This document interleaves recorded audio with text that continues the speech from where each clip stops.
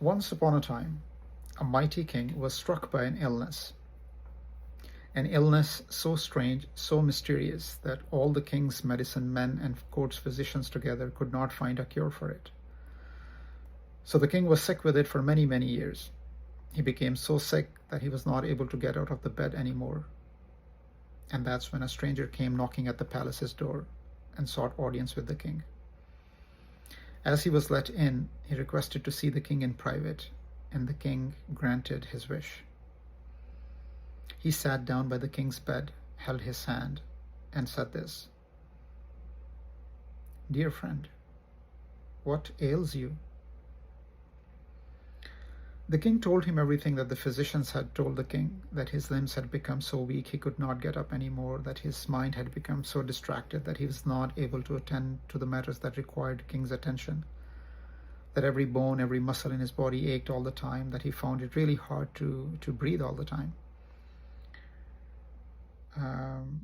So the stranger sat there listening to that very patiently and said, "It must be really hard. I'm so sorry to hear that. But dear friend, now tell me this.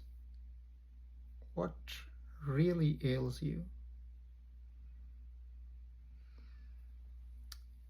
The king heard the question second time. This time he opened his eyes, looked at the stranger, and they say they sat there like that, without exchanging a word, looking at each other for some time.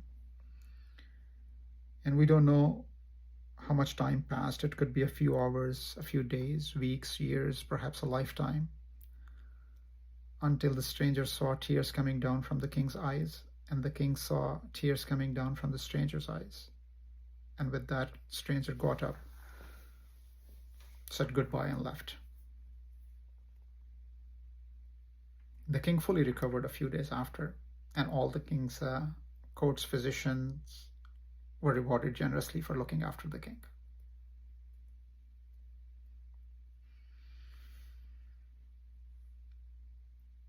The story ends here, but the process doesn't, because at this point now, we ask ourselves, where do I find myself in the story?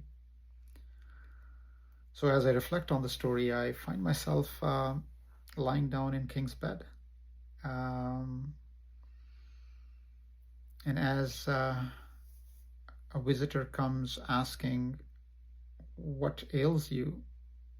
I tell him everything that the physicians have already told me.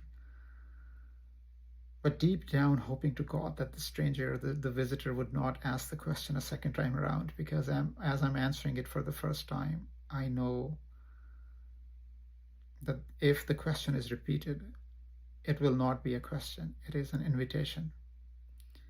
And I'm very scared of that invitation, because that invitation would be to look inward at the cause of my illness. And I may have to look at all the unfulfilled desires and everything else that ails me, all the fears, the insecurities, the jealousies, and desires. And even if I do take that invitation, I really wouldn't know what to do with it, where to begin. So I would rather not have that invitation and ask that question second time. And I also find myself sometimes sitting by the king's bed as a visitor, holding his hand and asking him, "What ails you?"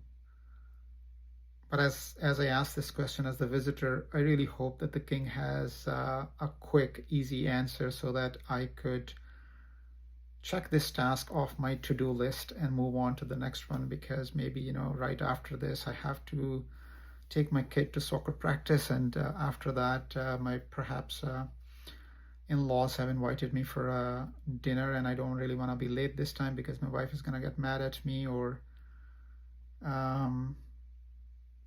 for so many other reasons. I just wish that the king gives me a really quick answer,